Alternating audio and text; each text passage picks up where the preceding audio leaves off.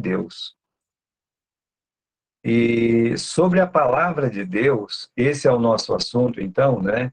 Nós estamos falando 4 coisas sobre a palavra de Deus, que são as 4 características da palavra de Deus.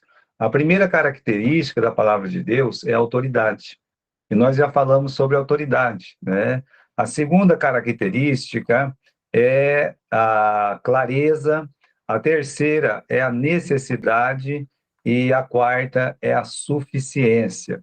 E dentro disso tudo a gente pode colocar a inerrância das escrituras, tá bom? Então eu queria só dar uma repassadinha rápida, né? Nós falamos sobre a autoridade das escrituras com aquela pergunta. Então hoje agora você tem aí o guia e a pergunta é a seguinte: em que sentido exatamente a Bíblia alega ser a nossa autoridade?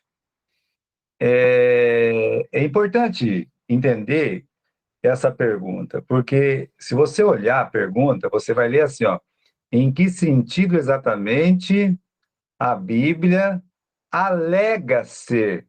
Ou seja, é a Bíblia que define, não eu. Correto? Em que sentido a Bíblia é a minha autoridade? Eu não tenho autoridade para falar isso. Então, nós estamos dizendo o que a Bíblia diz. Em que sentido que a Bíblia diz ser ela mesma a nossa autoridade final para a nossa vida. Então, a gente já estudou sobre isso, né? A gente deu uma explicação básica aí, e a explicação em base bíblica é a seguinte: a autoridade das Escrituras significa que todas as palavras nas Escrituras são palavras de Deus. Tudo o que a Bíblia diz é a palavra de Deus. De modo que não crê em alguma palavra da Bíblia ou desobedecer a ela é não crer em Deus ou desobedecer a Deus. Então, tudo que a Bíblia diz, acabou, é ponto final. Quando você não crê na Bíblia, você não crê em Deus. E quando você desobedece a Bíblia, você está desobedecendo o próprio Deus. Então, isso é autoridade. Não é dizer que é autoridade, é você realmente olhar e dizer: olha, isso aqui é o que Deus disse para mim, eu vou crer, eu vou obedecer. No nosso seminário aqui no CETEV, a gente já falei para vocês, né?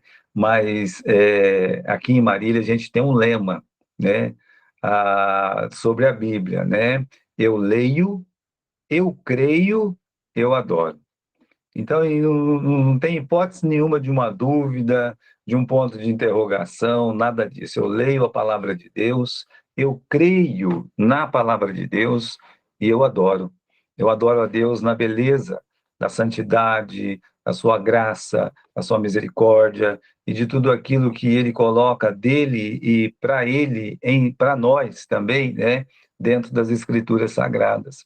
Então, isso é autoridade.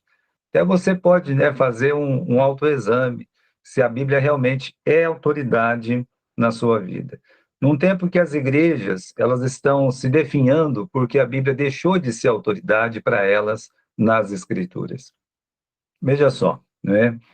Está tendo uma controvérsia grande dentro da Convenção Batista Brasileira a respeito das doutrinas que eles mesmos já fizeram uma revisão muito grande há uns 25, 30 anos atrás, e dentro daquela revisão minuciosa, né, onde havia pastores comparados com os de hoje, né, se já estava meio esquisito 30 anos atrás, mas comparados com os pastores da convenção hoje, eram pastores completamente é, é, eles estavam ligados, né? Eles estavam conectados com a palavra de Deus. Podia ter um probleminha ali de uso e costume dentro da igreja, mas a crença na palavra de Deus era absoluta. Então, hoje não está acontecendo mais isso, porque a Bíblia já não é mais a autoridade, já não é mais a autoridade. Então, a coisa está feia. E quando eles lançam essa pesquisa, é porque já mudou. Isso é um golpe. Já mudou. Então, eles já têm, eles já sabem o que, que eles vão fazer. Então, as mudanças não acontecem de repente, de uma forma radical, né? Já existe essa mudança dentro de muitas igrejas, e essas igrejas, então, que já nem acreditam na Bíblia mais, elas agora, por uma questão política dentro da própria convenção, elas já detêm, meus irmãos, um domínio lá dentro da diretoria, e eles vão sim mudar a declaração de fé das igrejas batistas da Convenção Batista Brasileira, porque isso é um processo sem volta, não tem jeito mais. Os seminários deles, os institutos bíblicos deles, eles já nem possuem mais, né? São poucos que pode-se dizer assim, esse aqui, aquele ali é batista. Mas aqueles que ainda levam o nome batista, eles estão muito descompromissados com a palavra de Deus. Então, a autoridade da Bíblia, você na tua igreja, como pastor, como líder espiritual, você tem que entender. A Bíblia é o ponto final e acabou. É como diz lá os batistas no cinturão bíblico nos Estados Unidos, né? Os batistas do Sul. Quando tem algum problema, alguém olha, levanta e diz: o que que a Bíblia fala sobre esse assunto? Aí então, acabou, né? Se fala isso aí, então pronto, e acabou. Então, isso nós estudamos sobre a Bíblia, a autoridade da Bíblia. Eu queria falar um pouco sobre clareza, né? A clareza da Bíblia. Vamos dar uma olhadinha na pergunta aí? Clareza, será que só os estudiosos da Bíblia podem compreendê-la corretamente? Será que só aqueles doutores da lei, como era lá no tempo do nosso Senhor Jesus, com aqueles fariseus, com aqueles escribas, com aqueles doutores, será que só esses é que realmente eles podem compreender a palavra de Deus? E hoje os títulos contam mais do que a santidade, os títulos contam mais que o compromisso, os títulos hoje que é eu sou mestre, eu sou um doutor, eu sou, né, vai para cima disso. Então, a pergunta é, será que só esse pessoal da toga aí, será que só esses doutores, esses aí dos talares, será que só eles é que pode mesmo compreender corretamente a Bíblia? Então a resposta é não. É claro que não é, não é? Vamos definir, meus irmãos, a clareza das Escrituras. Tem aí na nossa tela o que que significa dizer clareza das Escrituras, né? Dizer que as Escrituras são claras é dizer que a Bíblia está escrito de tal modo que seus ensinamentos podem ser compreendidos por todos os que lerem, buscando o auxílio de Deus e dispondo a acatá-la. Veja só, as definições são muito importantes no nosso estudo. E talvez se você decorar só as definições, você fica um bom teólogo a respeito da palavra de Deus, né? Então dizer que a Bíblia dizer que as escrituras são claras é dizer que a Bíblia está escrito de tal modo, Deus escreveu de tal modo que os ensinamentos da palavra de Deus pode ser compreendido por todos. Todos quem? Todos os que lerem buscando o auxílio de Deus. Todos os que têm um coração divinamente preparado para acatá-los. Então, por isso que a Bíblia é tão clara, é clara para todos. Todos os que buscam o auxílio de Deus. Agora, existem aquelas pessoas que querem compreender a Bíblia de uma forma carnal. Nunca se esqueça do que Paulo diz, né? Que as coisas de Deus são compreendidas pelo homem espiritual. O homem natural não compreende as coisas do espírito. É tão simples que o homem natural ele não consegue entender. Como a salvação, por exemplo. Existe coisa mais simples do que a salvação? De olhar e dizer só Jesus Cristo salva? Mas isso é uma coisa muito, mas muito complicada, é muito difícil para uma pessoa que não teve o coração divinamente aberto, né, dele entender. Ele não vai conseguir entender que é simples assim. Então, veja só, né, sobre a clareza das Escrituras. A Bíblia frequentemente afirma que ela é clara, ela afirma a sua própria clareza. A clareza da Bíblia e a responsabilidade dos crentes, em geral, de lê-la e compreendê-la, são frequentemente enfatizadas. Uma passagem bem conhecida, irmãos, de Moisés, você pode abrir comigo lá em Deuteronômio, capítulo 6, e versículo 6 e 7. Vou ler aqui para vocês, com a Biblinha aqui do lado, né? Eu vou ler aqui, ó. Estas palavras que hoje ordeno estarão no teu coração. Deus está falando. Deus está falando para Moisés? Não, Deus não está falando para Moisés. Deus está falando para Moisés também. Deus está falando com todo o povo de Israel. E como aqui, meus irmãos, essa Bíblia hoje também nos pertence, Ele está falando conosco. E aqui está falando aqui para essas pessoas que saíram do Egito. Na verdade, Deuteronômio, no capítulo 6, já é a segunda geração, não é nem aquela geração que nasceu no Egito. Até nasceu no Egito, né, mas a geração que cresceu no Egito e tal, é aquela geração dos, né, 20 anos para baixo. E para essa geração, Deus está dizendo, olha, estas palavras que hoje te ordeno devem estar no teu coração. E ensinará os teus filhos delas, e falarás assentado em tua casa, andando pelo caminho, e deitando-se e levantando-se. Deus está dizendo assim, olha, papai, mamãe, essa palavra aqui, ela deve estar dentro do seu coração. Você deve pegar essa palavra e ensinar para os seus filhinhos. Ora, meus irmãos, se a palavra de Deus fosse só para os doutores, então por que Deus falaria para um papai, para uma mamãe, para um papai de 20 anos, uma mamãe de 25 ou de 30?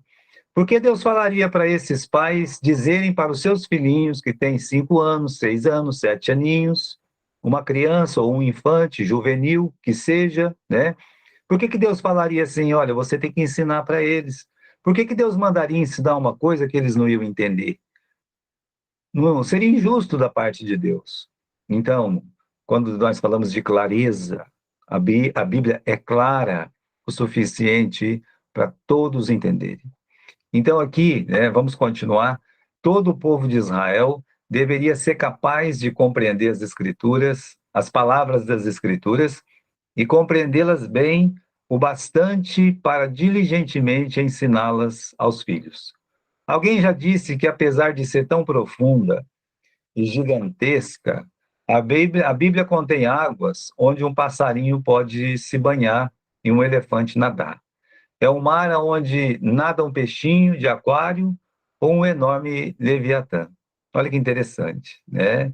Essas águas das Escrituras, ele é um mar, meus irmãos, que um peixinho pequenininho pode nadar, mas também uma baleia nada, correto? Então, os oceanos são assim. Ah, o Leviatã lá, a grande baleia, tá? Mas o lambarizinho está nadando lá também, tá lá, ele está nadando, né? O passarinho pode tomar um banho, pode, mas o elefante também pode, né? O elefante pode ir lá e tomar banho dentro dele. Assim é a palavra de Deus.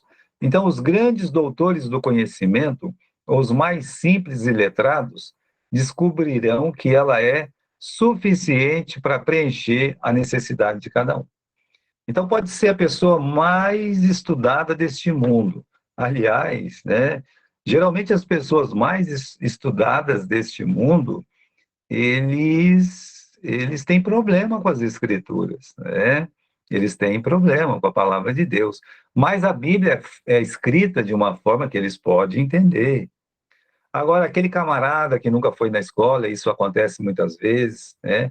Agora não, porque quase todo mundo vai para a escola, mas há 40, 50, 60 anos atrás, olha, minha sogra, por exemplo, ela não sabia ler, não sabia escrever, ela aprendeu a ler na Bíblia, ela aprendeu a ler na palavra de Deus. E quantas vezes os pastores, os missionários, as esposas dos pastores, tinham que servir como professores, ensinar o beabá, pegar o caminho suave lá, aquele antigo livro, né? A, B, B com A, Bá, né? C com A, K, e assim, até que a pessoa pudesse aprender a ler a palavra de Deus. Então, a Bíblia é essa fonte que o grande doutor ele pode se esbaldar. E a pessoa mais simples e inculta deste mundo também pode, né? Então, continuando, né? Numa época que é comum as pessoas nos dizerem que é muito difícil interpretar corretamente as Escrituras, é bom lembrar que nos Evangelhos, em momento nenhum, nós ouvimos Jesus dizendo algo como: Ah, eu percebo a raiz do problema de vocês. As Escrituras não são muito claras, né, sobre essa questão. Toda vez que tinha algum problema, né, alguma questão mais difícil de lidar, como tributo, como divórcio e tal, né? Então, eles chegavam e perguntavam para Jesus, contavam uma história, talvez, e queriam uma resposta de Jesus, né? E Jesus, ele não falava isso. Ah, eu já sei qual que é o problema, né? A Bíblia não é muito clara. Ou, já sei, a Bíblia é muito difícil, né, de interpretar, é por isso que vocês não estão entendendo. Em vez disso, falamos a eruditos ou gente incomum, inculta, suas respostas sempre supõem que a culpa pela má compreensão de qualquer ensinamento das Escrituras não deve ser imputada às próprias Escrituras, mas àqueles que as compreenderam erroneamente ou não aceitaram o que está escrito. Então, quando ele conversa com pessoas cultas ou incultas sobre qualquer assunto, ele não culpa a palavra de Deus. Jesus nunca fala, a Bíblia é difícil. Não, de forma nenhuma. A Bíblia pode, Jesus, né, ele olha e diz, olha, vocês estão errando por falta de conhecimento. A falta de conhecimento é simplesmente a falta de leitura da palavra de Deus. Sabia? O que é falta de conhecimento? É falta de leitura. As pessoas não leem. As pessoas precisam aprender a ler a Bíblia, a ler as histórias da palavra de Deus. Tem que ler as histórias de Adão, de Eva, tem que ler as histórias de Caim, de Abel, de Noé, de Isaac, de Abraão, de Jacó, de José. Tem que ler. Você quer aprender a palavra de Deus? Você tem que ler a palavra de Deus. Então, quando Jesus ia conversar com as pessoas, olha o que ele dizia, né? Repetidamente, ele responde as perguntas com afirmações como: não lestes, nunca lestes nas Escrituras. Então, quando as pessoas iam perguntar para ele, ele olhava para as pessoas e ficava até admirado: mas você não leu lá? O que está escrito lá? Né? É assim, né? Nunca leste nas Escrituras? Então, quando ele fala de um assunto difícil, ele nem usa a palavra interpretação. Como é que você interpreta? Ele nunca falava isso. Ele falava assim: olha, como é que você lê lá, né? Interessante essa resposta de Jesus. Ou como ele falou lá, né, para aqueles fariseus, dizendo, né, errais não conhecendo as Escrituras, nem o poder de Deus. Então, irmãos, quando Jesus ia responder, ele queria que pelo menos as pessoas tivessem lido. Por quê? Porque quando você lê, quando uma pessoa lê, quando eu leio, nós passamos a conhecer a palavra de Deus. Então, às vezes as pessoas não leem, elas apenas repetem aquilo que elas ouviram de outra pessoa. Em paz, esse cachorro que ele entra, sai, fica atrapalhando aqui. Eu vou citar um exemplo para vocês. Quando você lê a Bíblia no original, né, tem aquela música Se Tiveres Fé do Tamanho de um Grão. Né? Pois eu digo para você que não está escrito isso na Bíblia. Está escrito assim: se você tiver fé como um grão de mostarda. É como e não do tamanho. Então, só de você ler, você já vai saber que, olha, não é do tamanho, não é do tamanho, né? Mas é como, né? E aí a pessoa de ler a palavra de Deus, só dela ler, as coisas vão ficando mais claras para ela, né? Então, veja só, continuando aí na nossa leitura, de modo semelhante, a maioria das epístolas do Novo Testamento elas foram escritas não a líderes da igreja, nem a teólogos, mas a congregações inteiras. Quando Paulo escreveu Gálatas, ele não escreveu apenas para os líderes de Gálatas ou apenas para os líderes de Efésios. Não.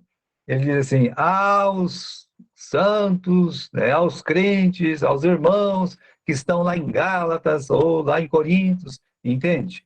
Então, quando ele escreveu, Paulo escrevendo muitas das suas epístolas no Novo Testamento, ele não escreve para teólogo, ele escreve para a igreja inteira. Ele escreve a igreja de Deus que está em Corinto, ou as igrejas da Galácia, ou ainda a todos os santos em Cristo, inclusive bispos e diáconos que vivem em Filipos.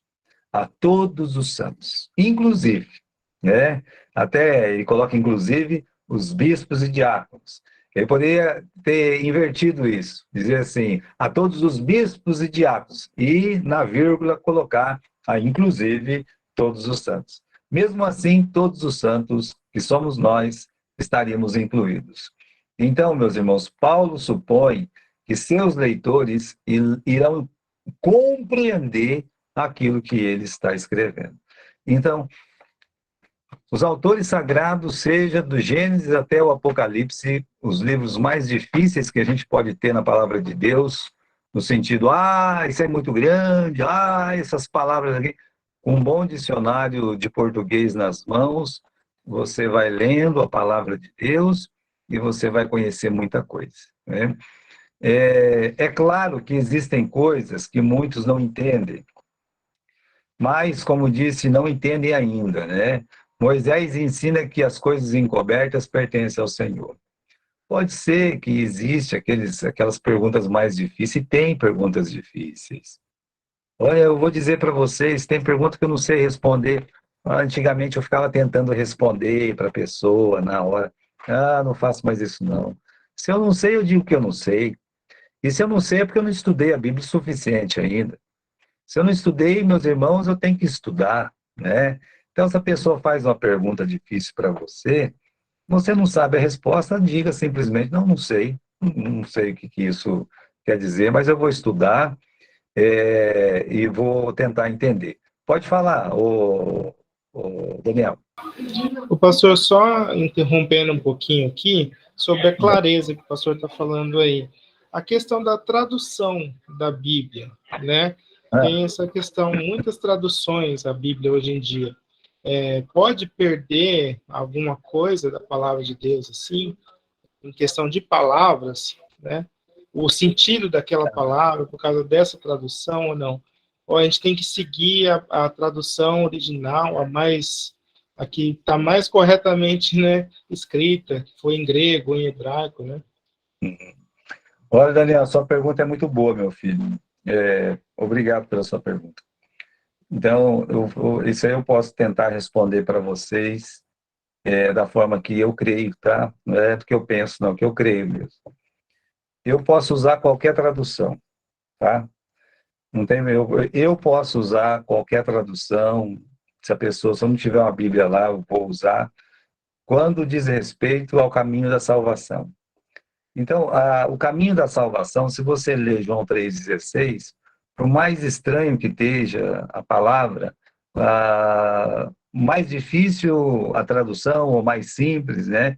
Pega uma revista corrigida, que é uma tradução original, boa, ou você pega uma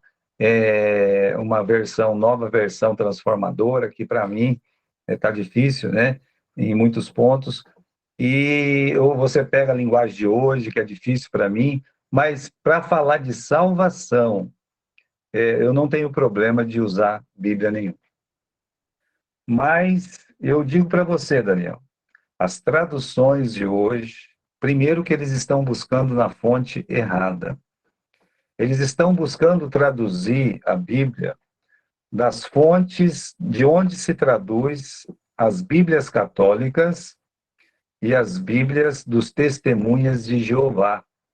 Isso está incluído a nova versão internacional, está incluído as atualizadas, está incluído essas versões da NVI, essa versão transformadora aí. Então, a fonte deles é fraca. É fraca. Esse aqui é o problema. Qual que é o problema da fonte fraca? Não, a tradução não ficou muito boa, tal. Não, calma, o problema não é nem a tradução, né? Veja só. Porque a tradução, você escorrega daqui, escorrega dali, né? Você consegue se esquivar. O problema maior é a omissão. Eles omitem claramente muitos versículos da Bíblia. Então, aí eu vejo o problema, né? Então, a tradução a gente engole. Por exemplo, eu não entendo, né, como uma pessoa da minha idade prefere uma nova versão da linguagem de hoje. Mas eu posso entender que um juvenil prefira a linguagem de hoje. Então, eu respeito isso. Eu respeito a forma com que foi traduzido. Eu respeito. Eu posso não aceitar para mim, mas eu respeito que o outro ele goste e entenda, tá? O problema não é esse. O problema é que realmente as traduções da Bíblia hoje é uma tradução que omitem muitos versículos da palavra de Deus. E pior, muitas traduções, eles não estão assim considerando Jesus como o Senhor. Esse é um problema sério também. Então, já é uma omissão que às vezes vem da fonte que eles pegam do original. Então, é assim, Daniel, só tem duas fontes. O cristão tem que colocar na cabeça dele o seguinte: da onde vem a Bíblia? A Bíblia só pode vir de duas fontes. Então, nós temos os textos que é vaticanos, sináiticos, né? E esses textos que foram encontrados aí, apareceram no século XIX, e eles falam, esses textos são os textos mais antigos, né? Eles falam que esses textos são os textos mais antigos. É tudo do século XIX, é de século XVIII, tá? Encontrou lá no mosteiro, não sei da onde, lá na Armênia, etc, etc, tá? E aí, hoje, todas as publicadoras evangélicas, praticamente, eles estão pegando desse texto da onde se tira a Bíblia católica e a Bíblia dos Testemunhos de Jeová. A versão Comumente, King, aquela Rei James lá, King James, né? Ela é a mais, assim, está puxando mais o lado mesmo do grego, do hebraico, ou não? Aquela de 1600 e pouco, né? Que eles falam, King James. então, é assim, eu ainda não tive, ô Daniel, a oportunidade de comprar uma King James dessa que vem do original para mim, tá? Eu não tive. Mas tem King James que não presta, entendeu? Do mesmo jeito que tem Almeida que não presta. Não é porque é King James que é boa, entendeu? Então, veja só, a outra fonte é a fonte dos receptos, que é a fonte que o Erasmo usou, é a fonte que o Tyndale usou, é a fonte que o Lutero usou, é a fonte que o Calvino usou, é a fonte que os anabatistas usavam, entendeu? Então, a gente tem a nossa fonte, né? Que é a fonte onde tem todos os livros, com todos os capítulos e todos os versículos. A outra fonte tem os livros, uns têm a mais, como é o caso da católica, né? Só que não tem todos os capítulos e nem todos os versículos, né? Então, se você pegar daquela fonte e traduzir, a tradução não está errada. Mas o que tinha naquela fonte? Não tinha esse versículo, então eles não traduzem, entendeu? Então, assim, vamos dizer, em espanhol, né, nós temos aquela tradução da Reina, Reina Valera, tá? Esse né? Português, primeira coisa que vem na nossa cabeça é o quê? Almeida, correto? Almeida. Em inglês, vem na nossa cabeça o quê? King James, correto? Né? Tudo bem. Então, já tem a tradução, cada uma delas tem a tradução que vem dos receptos. Geralmente, as traduções que vêm do receptos, vem escrito revista e corrigida, ou corrigida e fiel, ou somente fiel às escrituras sagradas. É o original. Agora, quando você fala de atualizada, né? Quando você vê aí, né, tudo que, ó, essa nova, quando você vê nova assim, é esquisito, né? Por quê? Porque eles estão pegando uma fonte que omite muitos versículos da Bíblia. Então, eu não tenho problema de ler, né, e para falar da salvação. Mas eu não usaria na minha igreja como fonte boa, sabe, Daniel? Essa é a minha resposta para você. Eu não sei se eu consegui responder. E dou a palavra para você agora. Não, deu para entender sim, pastor. Entendi. Eu só queria É, ver esse ponto mesmo de vista, porque a gente fala de clareza, né? A Bíblia realmente é clara, mas como vem tantas traduções, né, a gente fica com esse medo, né, de, por exemplo, eles poder ter tirado alguma coisa que era para ser bem claro para a gente, eles dificultar, né, ou mudar, né, aquilo que estava escrito originalmente, né? Então é isso que eu fiquei mais questão, mas deu para entender, sim, entendi. tá certo. E uma outra questão, né, é que nós estamos vivendo um tempo em que eles estão atualizando tudo para a necessidade do mundo e não da igreja. Então, por isso que tem. Não é aqui um demérito, não, tá? Mas só vou citar de exemplo. A Bíblia Jung, né? A Bíblia do jovem, a Bíblia da mulher, a Bíblia do homem, a Bíblia do pentecostal, a Bíblia não sei do quê, né? Então, isso aí não faz bem, sabe? Não é uma coisa que faz bem, porque sempre vai tirar a atenção. Parece que é uma coisa boa, mas no fundo não é uma coisa boa, porque tira a sua atenção. E se a pessoa fala assim, não, mas nós estamos atualizando a linguagem para agora. Tá bom, eu concordo, né? Só que quem viveu há 40 anos atrás, 50 anos atrás, eu pergunto, ele estudava mais ou ele estudava menos? Estudava menos, correto? Se ele estudava menos, como é que ele conseguia ler e entender uma Bíblia tão complicada? E hoje que as pessoas estudam muito mais, né, tem problema de ler essa mesma Bíblia e diz que é muito complicado, como a Revista e Corrigida ou a Fiel, por exemplo, né? Então, a desculpa é uma conversa para boi dormir, na verdade, né? Então, esse que é a minha opinião. Muito bem, né? Vamos lá, obrigado, Daniel. Boa pergunta, tá? Vamos ali, né? É claro que existem coisas que a gente não entende, né? E estão encobertas para a gente, e as coisas que estão encobertas, elas realmente pertencem para o Senhor. Se um dia você perguntar uma coisa para o seu pastor, ou você sendo um pastor e não entender, não tem problema nenhum, tá? Não foi da vontade de Deus ainda que ele entendesse. Eu até digo uma coisa para você.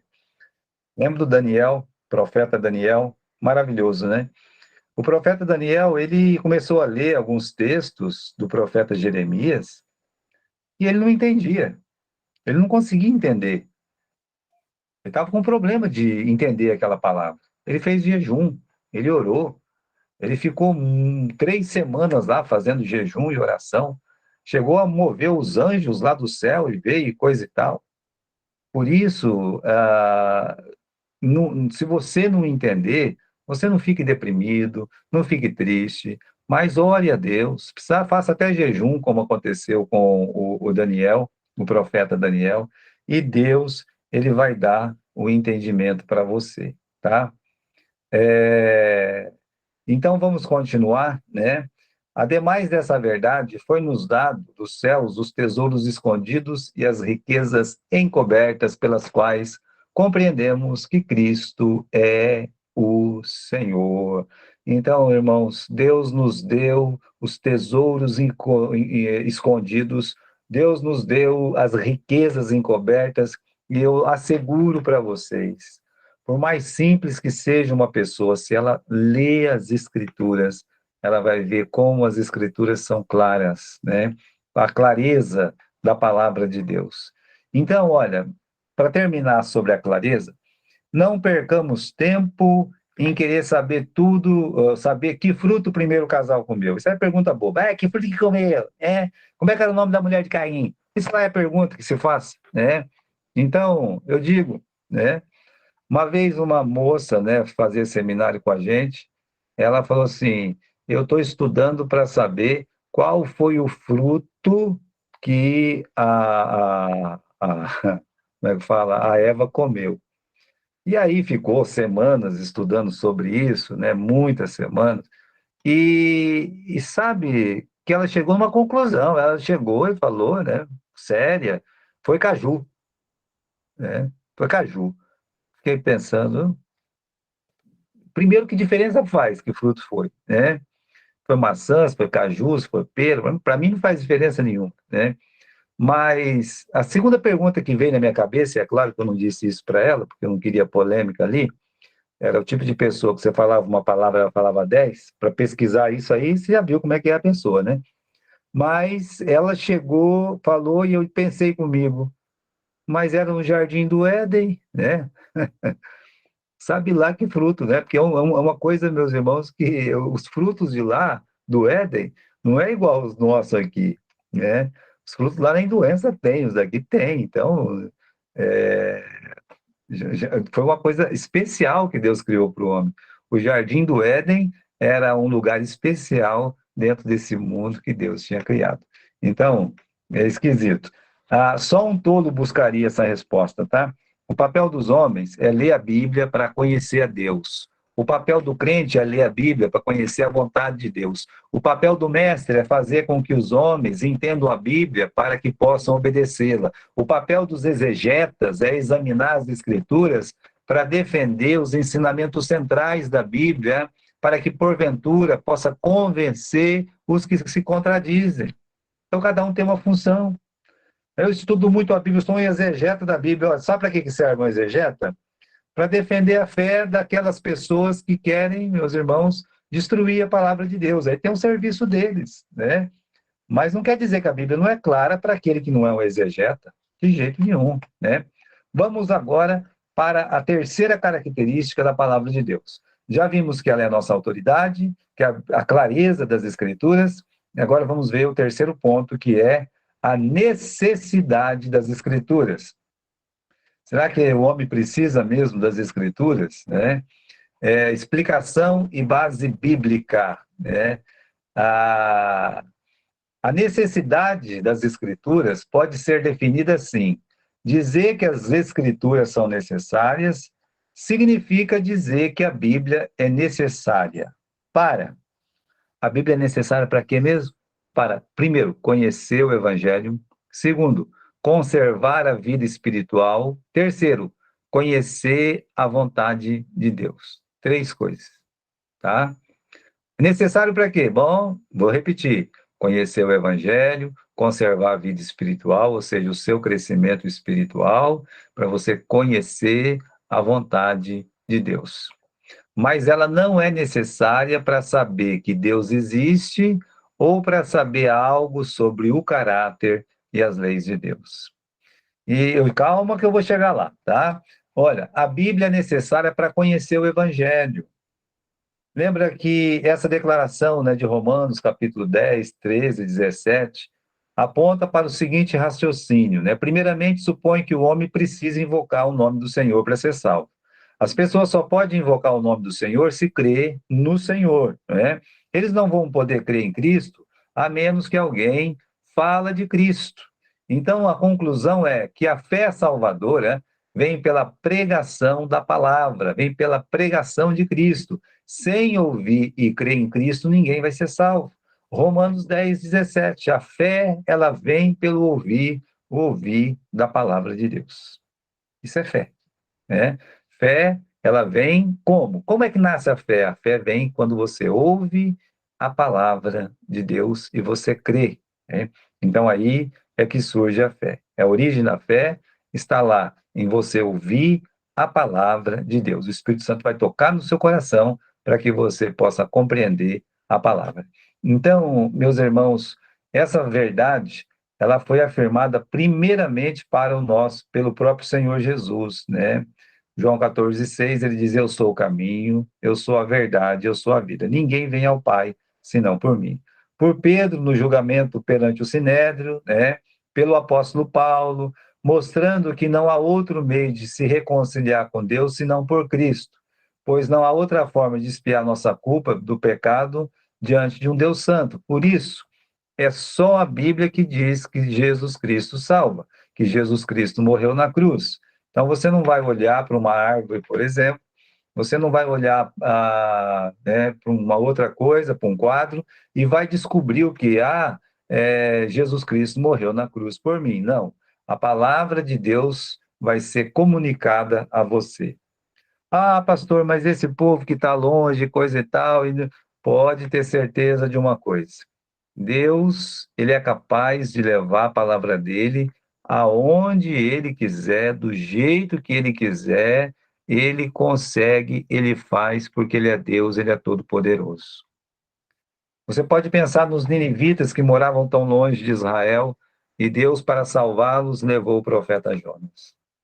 Você pode pensar lá naquele eunuco que nem imaginava que o nome de que existia Jesus, e Deus pegou e fez um transporte, né? Transporte aí espiritual, pegou o Filipe, levou ele até aquela estrada deserta para falar com o eunuco. Deus, então, ele faz isso, ele pode fazer isso ainda hoje, eu acredito que essas coisas podem ser feitas ainda hoje. Deus, ele vai comunicar a sua palavra para as pessoas, para elas serem salvas. Deus vai comunicar.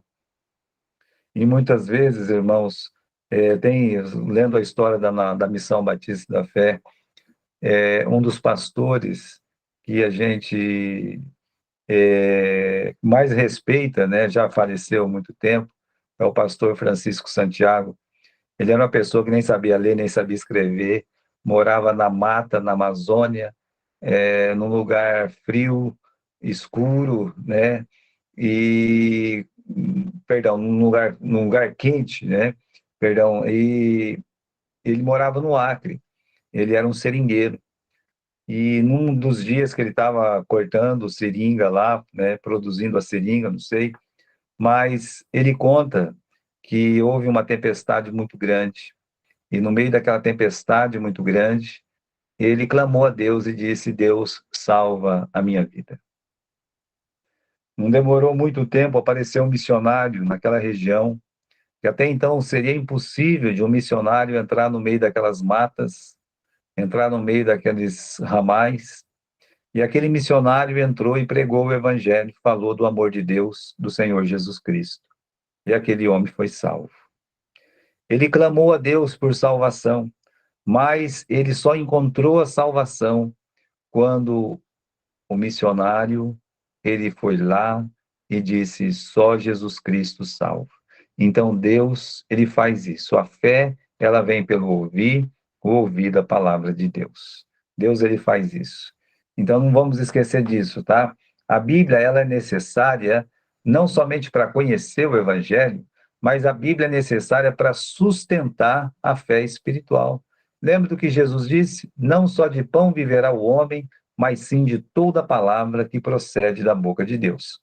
Então, Jesus indica o quê com essas palavras? Que a nossa vida espiritual é sustentada pela porção diária da palavra de Deus. Negligenciar a leitura regular da palavra de Deus é tão prejudicial à saúde da alma quanto é a saúde do nosso corpo quando nós negligenciamos o alimento físico. Então, a palavra de Deus, ela é necessária para nos manter de pé espiritualmente. Eu não conheço uma pessoa que para de se alimentar e ele fique bem, ele fique pronto para correr, para saltar. Ele não vai ficar, ele vai ficar fraco, ele vai cair, ele vai desfalecer. E a mesma coisa, se você quer se fortalecer, você precisa ler as Escrituras, você precisa estar em comunhão com os irmãos da igreja, você tem que estar ali ouvindo a palavra de Deus. Mas você precisa ler as Escrituras, não só de pão viverá o homem, mas sim de toda palavra que procede da boca de Deus. Então, é necessária para sustentar a fé espiritual E a Bíblia também é necessária para o conhecimento seguro da vontade de Deus. Olha só, para você conhecer com segurança a vontade de Deus, você precisa da Bíblia. Na Bíblia temos afirmações claras, precisas sobre a vontade de Deus. 2 Timóteo 3, 15, 16. É um versículo muito conhecido de vocês, né? Vou abrir aqui a palavra de Deus, 2 Timóteo. Convite, né? 2 Timóteo 3, 15, 16. Diz assim, né? O que desde a tua meninice saibas as sagradas escrituras que podem fazer-te sábio para a salvação pela fé que há em Cristo Jesus. Toda a escritura é divinamente inspirada para e proveitosa para ensinar, redarguir, corrigir e para instruir em justiça. Então, meus irmãos, ela é necessária para você, com segurança, aprender a vontade de Deus. Ser irrepreensível aos olhos do Senhor é andar na lei do Senhor. O homem bem-aventurado é aquele que não segue o caminho dos ímpios. E antes ele tem o seu prazer na lei do Senhor, e na sua lei ele medita de dia e de noite. Então, esse Salmo 1 não somente diz isso. O Salmo 1 diz que essa pessoa que na lei do Senhor ele medita de dia e de noite, ele vai ser como? Ele vai ser como aquela planta, né, como aquela árvore plantada junto às fontes de água, que vai estar verdinha suas folhas, que o seu fruto vai dar na estação certa, própria. Então, para a vida espiritual, para você conhecer a vontade de Deus, você precisa muito ler a palavra de Deus, meditar na palavra de Deus, né? E amar a Deus, né? Perdão, Paulo ensinou que não devemos ser nécios, mas entender a vontade de Deus. Amar a Deus é guardar os seus mandamentos. Se quisermos ter um conhecimento preciso da vontade de Deus, então nós devemos estudar as Escrituras. A pessoa fala, né? Eu quero saber a vontade de Deus para a minha vida. Lê a Bíblia. Lê a Bíblia. Ah, eu estou orando para Deus mostrar a vontade dele para a minha vida. Olha, você não deve só orar, não. Você tem que ler a palavra de Deus. Você tem que buscar na palavra de Deus. A vontade dele já está lá, já está escrita lá. Não tem a tua vontade dentro da vontade de Deus, não, né? A vontade de Deus deve ser a sua vontade. Então, acabou, né? É preciso entender isso. A Bíblia, ela não é necessária para saber que Deus existe. Então, veja só, ela é necessária para conhecer o Evangelho, ela é necessária para você conhecer a vontade de Deus, ela é necessária para te sustentar na fé, mas ela não é necessária para saber que Deus existe. E as pessoas que não lê a Bíblia, né? É uma pergunta que é feita aí. Será que eles podem obter algum conhecimento de Deus? Podem conhecer algo sobre as leis de Deus? Sim. Mesmo sem a Bíblia, é possível algum conhecimento de Deus, ainda que não seja conhecimento absolutamente seguro. A maioria dos pagãos, dos nihilistas, a maioria dos que não têm, meus irmãos, uma fé em Cristo, mas tem alguma religião, a maioria dessas pessoas, eles têm um código de ética. Seja qual que for, eles têm um código de ética.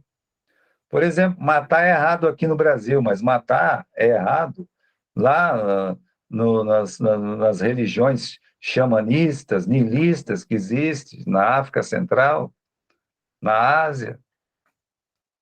Matar é errado aqui no Brasil, mas é em qualquer lugar do mundo. Roubar é errado aqui no Brasil, mas é em qualquer lugar do mundo. Então, essa lei natural está aqui, ó, na mente do homem. O homem natural ele já nasce com aquele limitador. E isso, meus irmãos, não precisa de ler a Bíblia para saber que algumas coisas são erradas, porque faz parte da nossa natureza. O homem ele perdeu a semelhança de Deus em absoluto, mas, como a própria Bíblia ensina no livro de Gênesis, ele ainda é a imagem e semelhança de Deus. Então, existe dentro de nós o infinito, existe dentro de nós a busca por Deus. Ele pode até fabricar um falso Deus no seu coração, mas existe uma busca por Deus. como também tem essa lei natural, como o próprio apóstolo Paulo fala, que essa lei natural, meus irmãos, acaba sendo lei mesmo, ele não conhecendo a palavra de Deus, é uma lei natural para ele. E também a mesma coisa sobre a existência de Deus. O que diz a palavra de Deus, né? As pessoas podem obter o conhecimento de que Deus existe e de alguns atributos simplesmente pela observação de si mesmas e do mundo que a cerca. Davi disse: os céus proclamam a glória de Deus e o firmamento anuncia as obras das suas mãos. Então, a própria criação de Deus já mostra que ele existe. A própria criação, né? Quem olha para o céu vê as provas do infinito poder, da infinita sabedoria e mesmo da infinita beleza de Deus. Observa um majestoso testemunho da glória de Deus. Não tem jeito, irmãos.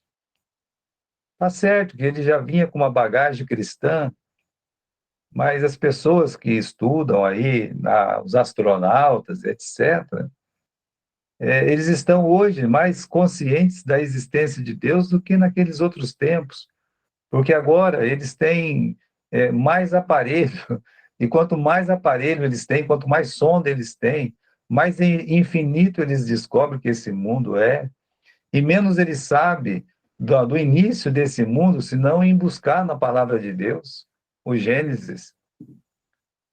Veja, quanto tem da nossa tecnologia, e eles não podem fazer nada com tanta tecnologia. E mesmo as mais modernas tecnologias, você vira e mexe, você vai cair nas escrituras, não tem jeito de fugir. Então, a Bíblia, ela é muito importante para você ser salvo, para você se manter na vida cristã forte, para você conhecer a palavra, a vontade de Deus na sua vida, mas, como diz Paulo lá para os Romanos, ninguém tem desculpa para não saber que Deus existe. Mas você, eu não sabia, né? Ninguém falou para mim que Deus existia. Não, para isso você não tem desculpa. Não tem desculpa. O próprio céu, a própria criação de Deus anuncia a sua existência, né? Proclamam a sua glória, anuncia as obras das suas mãos. Então, Paulo e Barnabé, quando ele estava lá em Listra, né? Ele cita essa frase, ele diz: Deus, ele não deixou ficar sem testemunho. Por quê? Porque ele manda chuva, estações frutíferas, ele põe alegria no coração das pessoas. Então Deus não fica sem testemunho diante dos homens pela própria natureza. Então, irmãos, continuando, né? Assim, as chuvas, estações frutíferas, a alegria no coração das pessoas, tudo isso dá testemunho de que seu Criador é um Deus de misericórdia. Estas provas estão à nossa volta e, se possível, podemos até apalpar. É o que o Paulo disse lá em Atenas. Olha, é possível apalpar. Você, um pouquinho mais que você coloca a sua mão, você vai apalpar, vai chegar em Deus, né? Mesmo aqueles que pela impiedade suprimem a verdade não podem evitar as provas da existência da natureza de Deus na ordem criada. Aqui Paulo diz não só que a criação dá provas da existência e do caráter de Deus, mas também que os ímpios, eles reconhecem essas provas. Não tem jeito, né? Como Paulo disse, és indesculpável. O homem é indesculpável. Ele pode não crer em Deus, que na existência de Deus por teimosia mesmo, rebeldia, né? Isso tem desde o tempo lá do Caim, Deus falando com ele, entrava no ouvido e saia com o outro, mas o que não falta é prova da existência de Deus. Então, nós falamos sobre autoridade, sobre clareza, nós falamos sobre a necessidade, né? E agora eu queria falar sobre a suficiência, tá? Será que a Bíblia é suficiente para conhecer o que Deus quer que pensemos ou fazemos? Veja só, né? Será que a Bíblia é suficiente para conhecer o que Deus quer que pensemos ou fazemos? Vamos ver a definição de suficiência aí na tela? Será que devemos procurar outras palavras de Deus além daquelas que temos nas Escrituras? A doutrina da suficiência trata dessa questão, então vamos definir a suficiência das Escrituras. Dizer que as Escrituras são suficientes significa dizer que a Bíblia contém todas as palavras divinas que Deus quis dar ao seu povo em cada estágio da história da redenção e que contém todas as palavras de Deus que precisamos para a nossa salvação hoje, para que, de maneira perfeita, nele possamos confiar e a ele obedecer. Eu vejo assim essa declaração muito importante e boa, né? Quando diz assim que dizer que as escrituras são suficientes significa o quê? Dizer que a Bíblia contém todas as palavras divinas que Deus quis dar a seu povo a cada estágio da história. Pastor, o que isso quer dizer? A cada estágio da história. Quanto de Bíblia tinha o Abel? Ele é o primeiro profeta, disse Jesus. O Abel é o primeiro homem de fé, diz o livro de Hebreus. Então, quanto da palavra de Deus ele tinha? Ele tinha o capítulo 1, né? Já fala que Deus é um criador. Ele tem o capítulo 2, onde Deus fala de obediência e desobediência. Ele tem o capítulo 3, que é a queda do homem. E ele está no capítulo 4, ele é o quarto ser humano vir à existência, né? Dois criados pela mão de Deus e ele sendo o quarto fruto, né, do casamento, então, que Deus fez de Adão e Eva, e aí, então, ele é o segundo menino a nascer. E a pergunta é, como é que o Abel, ele veio ter fé, se a fé vem pelo ouvir a palavra de Deus? Então, vamos imaginar, né, que o Abel, ele podia olhar para a criação e saber que Deus existe. Ah, mas o pai e a mãe dele devem ter falado sim. Mas quantos pais e mães falam que Deus existe, o filho vai para a faculdade e esquece disso? Mas não é só por isso. Mas o que mais que Deus disse? A Deus disse que ele criou o mundo. Ele criou. Deus disse que ele criou o homem e a mulher. Ele criou. Ah, Deus disse que se comesse daquele fruto ia cometer o pecado, ia cair, ia morrer. Ele creu. E ele estava vendo as consequências do pecado, briga entre o pai e a mãe, que certamente havia, um culpando o outro, a maldição sobre a terra, espinhos, abrolhos, cansaço, dor, lágrimas, choro, a morte de animais. Então ele foi vendo que o que Deus disse é a verdade. E uma das outras coisas que ele viu, e muito importante, e o pai e a mãe devem ter comunicado, é a promessa que o filho da semente da mulher esmagaria a cabeça da serpente. Esse é o primeiro evangelho da Bíblia. E ele creu. Para ele, aqueles 3 capítulos que tinha na Bíblia era suficiente. Por isso, na nossa declaração aqui, está dizendo assim: dizer que as Escrituras são suficientes significa dizer que a Bíblia contém todas as palavras divinas que Deus quis dar ao seu povo em cada estágio da história da redenção. Tá? E que hoje contém todas as palavras de Deus que precisamos para a salvação, para que de maneira perfeita nela possamos confiar e a Ele obedecer. Então, a cada estágio, né, cada personagem da Bíblia tinha a porção da Bíblia que era necessário para a sua salvação, para a sua firmeza espiritual, para conhecer a vontade de Deus. Até que foi escrito o Novo Testamento, Velho e Novo Testamento. E aí nós temos a perfeição, a suficiência.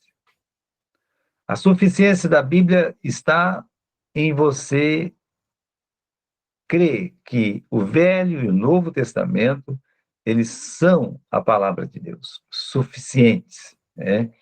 A Bíblia é suficiente, vamos lá na nossa tela, para nos equipar para viver para a vida cristã, já falamos sobre isso. Essa foi a conclusão de Paulo para o seu discípulo Timóteo, já lemos sobre isso, onde as Escrituras aparecem como dadas por Deus para o nosso ensino, repreensão, correção e educação na justiça, com o propósito de levar o homem de Deus a uma perfeição, Há uma habitação perfeita, habilitação perfeita a respeito de toda boa obra. Portanto, se há alguma boa obra que Deus quer que o cristão realize, essa passagem indica que Deus já providenciou na sua palavra meios para instruir nela o crente. Assim, não há boa obra que Deus quer que façamos além daquelas ensinadas na Bíblia. Então, irmãos, tudo que Deus quer que você saiba sobre Ele, sobre a sua vontade, sobre a igreja, tudo você tem nas Sagradas Escrituras. Deus, Ele não deixou faltar nada. Tudo que você precisa está ali. A Bíblia tem todas, lá, vamos ler. A Bíblia tem todas as respostas sobre temas específicos necessários à nossa salvação e crescimento espiritual. É interessante que um livro que já se terminou de ser escrito há quase 2000 anos atrás, um livro que levou 4000 anos aí para ser escrito, um livro que pode ser chamado de ultrapassado, etc. Ele tem tudo que você precisa saber sobre a sua salvação e também para o seu crescimento espiritual, ou seja, para o seu viver diário. A Bíblia tem tudo. Na leitura lá, a crença na suficiência das Escrituras nos permite concentrar a busca das palavras de Deus para nós somente na Bíblia. Olha, agora a pessoa vai lá, abre a internet, tem o versículo do dia da internet. Para mim é a mesma coisa aquela caixinha de promessas, sabe? Eu acho bonitinho, legal, tudo, mas aquilo é para preguiçoso. Aquilo é para gente preguiçosa, que não quer ler a Bíblia. E se eu vou tirar um versículozinho, aquilo ali é para ele lá, ele não sabe se pedir para aquele sujeito que está acostumado com caixinha de promessa, abre no livro de Zacarias, ele não sabe, né? Se falar para ele, abre no livro de Ezequias, ele vai ficar procurando Ezequias o tempo todo, não vai encontrar, porque não tem esse livro na Bíblia. Então, irmãos, você tem que entender que a palavra de Deus tem que ser lida. Por quê? Porque ela é necessária e, mais do que isso, ela é suficiente. Você entenda isso, que a Bíblia ela é suficiente. Tem tudo que você precisa saber para a sua salvação e para a sua vida espiritual, a sua vida diária, o seu andar diário. Você está ali, só de ler a palavra de Deus, isso já é suficiente. Então, vamos continuar aqui, né? A crença na suficiência das Escrituras nos permite concentrar a busca das palavras de Deus para nós somente na Bíblia. Os estudiosos seguem os filósofos, os romanistas seguem a sua tradição, os incautos exaltam novos pensamentos e profecias sem fim. Já o crente divinamente avisado, ele se satisfaz na fonte inesgotável da palavra de Deus. Quão triste é quando você escuta uma pessoa dizer: hoje eu vou na igreja, porque eu vou ver qual que é a revelação que eu tenho para mim. Ele espera que vai aparecer um profeta lá e revelar alguma coisa para ele. E aí a pessoa fala fora das escrituras, revela alguma coisa e pronto.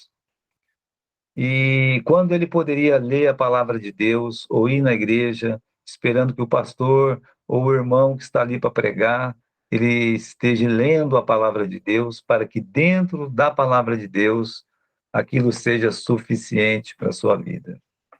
Questões relevantes como o casamento, como o divórcio, o relacionamento entre pais e filhos, o governo civil, o pecado, a expiação de Cristo, a Trindade, entre outras, todas são explicitamente reveladas, sem que fiquem dúvidas em nosso coração. Você não vai ter problema nenhum de saber o que é um casamento, como é a criação dos filhos, lendo as Escrituras. Ela é suficiente. Eu me lembro uma vez que um crente falou perto de mim, Eu estou assistindo aquela. Um negócio chamava Nani, sabe? Era uma mulher que, segundo eles, ensinava a criar filho, e coisa e tal, né? Não pode bater, não pode não sei o quê, coisa e tal, né? É por isso que tem essa geração de sem educação, de perversos, né? Porque não tem disciplina. Criança tem que ter disciplina. A Bíblia ensina a criar os filhos com disciplina, no temor do Senhor. E o mundo não. Então, os crentes, eles têm que entender que a Bíblia é suficiente. Eu não tenho que seguir a Nani, eu tenho que seguir a Cristo, eu tenho que seguir a palavra de Deus. Bem, quando a gente estiver errado em alguma coisa que pensa, que fez, a gente volta para a Bíblia, volta para a verdade, volta para acertar. Mas não é porque errou, porque fez alguma coisa tal, que essa pessoa ela vai continuar assim e se defendendo pelos ensinos do mundo. Não. Se a Bíblia fala que aquilo ali é errado, é errado. Se a Bíblia fala que é certo, é certo. É muito importante. A Bíblia tem que ser autoridade porque ela é suficiente para nós. Só ela basta. Né? Continuando. Nas seitas e nas religiões pagãs, eliminam-se a crença mais relevante, como da expiação, dizendo que o pecado é apenas uma doença que pode ser curado com autodisciplina. O que isso quer dizer, né? As seitas hoje, o que não falta é seita, eles dizem, não, não tem pecado não, falar de pecado, inferno, essas coisas não dá certo. Para mim isso é uma seita.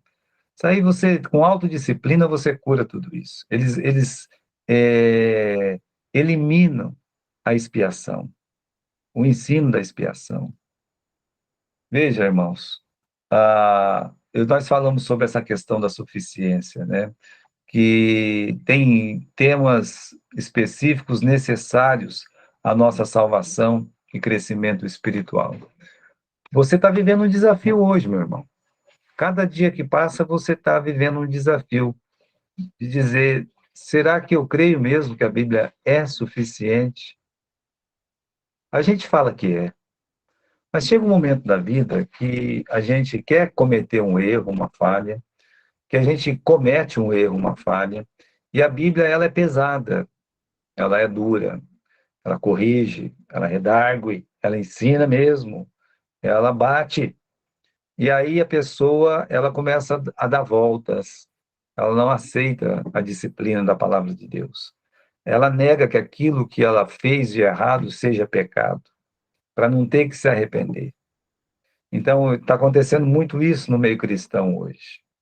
E nós devemos ter cuidado. Nós devemos ter cuidado, humilhai-vos diante da potente mão de Deus, e ele vos exaltará. Essa é que é a palavra do Senhor. Você tem que crer na autoridade, na clareza, na necessidade e principalmente na suficiência da palavra de Deus, que a Bíblia é suficiente. O que ela falou está pronto, acabou, né? E que ela não é arcaica, que ela não é atrasada, como os líderes hoje da convenção estão dizendo, como o mundo ensina, né? Ou como alguns pastores de muitas denominações falam que a Bíblia tem que ser atualizada, né? Ela tem que ser reescrita. Meus irmãos, é um sujeito que fala isso aí pela internet, eu não vou citar o nome dele. Mas, para mim, esse sujeito é um herege. E tem muito batista que fica lá babando ele, sabe? Ele é um herege, é um herege, porque ele nem acredita na suficiência das Escrituras. Ele não acredita na autoridade das Escrituras hoje. Então, ele quer que escreva uma Bíblia que defenda a ideologia de gênero. Ele quer que escreva uma Bíblia que defenda, né, todo tipo de confusão de mente que existe hoje sobre diversos assuntos, para atualizar a palavra de Deus e deixá-la mundanizada. Mas acredite, o nosso Deus não muda. O nosso Deus não vai mudar. A palavra de Deus não muda. Passa a terra, passa o céu, mas a minha palavra não há de passar. A palavra de Deus não vai passar nunca. Então ela tem que ser suficiente. O que ela disse, me basta, né?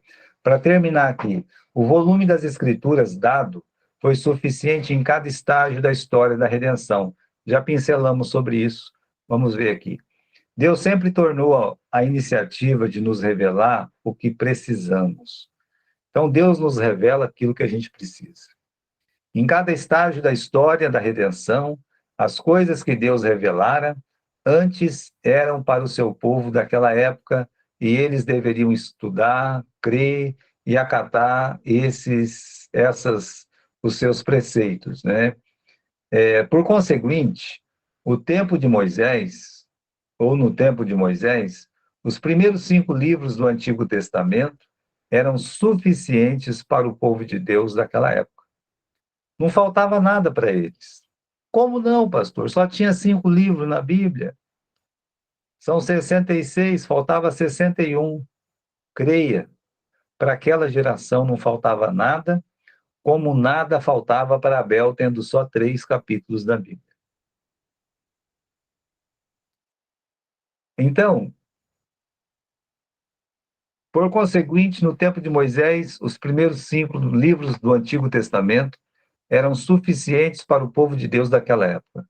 Mas Deus ordenou que autores posteriores acrescentassem novos ensinos, para que as Escrituras fossem também suficientes para os crentes das épocas posteriores. Deus foi permitindo, porque tinha um propósito com isso. Qual era o propósito, pastor? O propósito é que aquela geração precisava de mais um pouco. O propósito era que aquela geração, além disso, eles estavam fazendo parte do projeto de Deus em escrever os 66 livros da Bíblia. Que muitas daquelas pessoas que estavam vivendo ali naquele momento seriam personagens da Bíblia. E eles, como personagens da Bíblia hoje, são exemplos para nós, são luz para a nossa vida. Continuando. Para os crentes de hoje, as palavras que temos no Antigo e no Novo Testamento são suficientes para a salvação e perfeita santificação, sem necessidade de acréscimos, como nos ensina os seguintes trechos. Olha, veja só. Você não pode acrescentar. Eu vou ler aquele trecho de Apocalipse, capítulo 22, versículo 19. Versículo 18 e 19. Eu testifico a todo aquele que ouvir as palavras da profecia deste livro que, se alguém lhe acrescentar alguma coisa, Deus fará sobre ele vir as pragas que estão escritas neste livro. Se alguém tirar qualquer palavra deste livro, desta profecia, Deus tirará a sua parte do livro da vida e da cidade santa e das coisas que estão escritas neste livro. O que Deus está falando aqui? Deus está falando que Ele não permite que ninguém tire absolutamente nada daquilo que Ele escreveu na palavra de Deus. Assim como Deus não permite que se tire nada, Deus também não permite que se acrescente nada àquilo que Deus disse. Como fazem os testemunhos de Jeová, vendendo aquelas porcarias daqueles livros, como fazem os adventistas da mesma forma, eles ficam sempre colocando coisas a mais, a mais, a mais, a mais, dando nome aos seus escritores como profetas, o Ellen White, não sei o quê, Smith, né? Então, eles estão acrescentando coisas às escrituras. Mas não é nem para acrescentar e nem para tirar. Aqui nós temos uma declaração do Mackintosh. Ele diz assim: admitir a suficiência da Bíblia é admitir a suficiência do próprio Deus. Ou bem negamos a divindade, ou bem admitimos a suficiência do livro. Não existe meio termo. Se o livro é incompleto, não pode ser de Deus. Se for de Deus, é perfeito. Então, se a Bíblia é incompleta, se a Bíblia não é suficiente, a Bíblia não é de Deus. Mas se a Bíblia é de Deus, então ela é completa, ela é suficiente. É isso. McIntosh deixa isso bem claro. Bem, meus irmãos, nós estamos terminando a nossa aula agora, tá? E eu fico contente, né, que os irmãos voltaram para a aula de novo, né? Aqui chegou depois a Aline, chegou o André. Eu tive alguns problemas, né, na semana passada e fiquei viajando 2 semanas, mas agora não pretendo viajar mais. E hoje nós encerramos o assunto, esse assunto da palavra de Deus, né? Então, nós adiantamos algumas coisas hoje, tá? São 7 doutrinas na teologia sistemática, e hoje nós encerramos a primeira. A primeira doutrina da teologia sistemática é a palavra de Deus, tá bom? Então, esse foi encerrado hoje. Alguém tem alguma pergunta da nossa aula hoje? Pode perguntar. Se você tem alguma pergunta, pode vir aí e perguntar, né? Ninguém tem nenhuma pergunta? Não? Então, nós estamos terminados na nossa aula, tá bom? Que Deus possa abençoar ricamente a vida de vocês. Amém, Amém? pastor. Meu Amém, Deus. pastor.